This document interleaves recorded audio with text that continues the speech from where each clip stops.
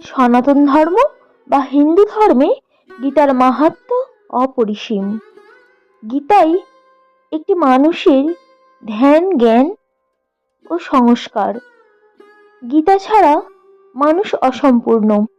তাই শ্রীকৃষ্ণ গীতাতে বলেছেন যে যা হয়েছে তা ভালোই হয়েছে, যা হচ্ছে তা ভালোই হচ্ছে, যা হবে তা ভালোই হবে।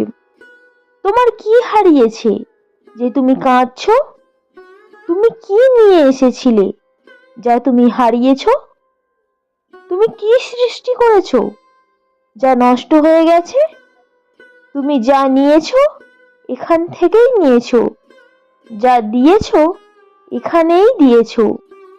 তোমার আজ যা আছে কাল তা অন্য কারো ছিল, পরশু সেটা অন্য কারো হয়ে যাবে।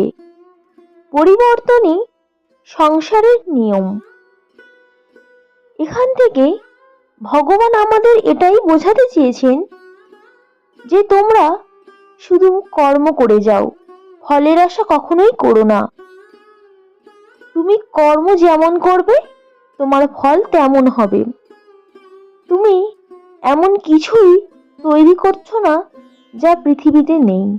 পৃথিবীর থেকেই তুমি নিয়ে তৈরি করেছো, আবার সেই জিনিসটা তুমি পৃথিবীতেই দিয়ে যাবে। ভালো লাগলে লাইক, কমেন্ট, শেয়ার করবে।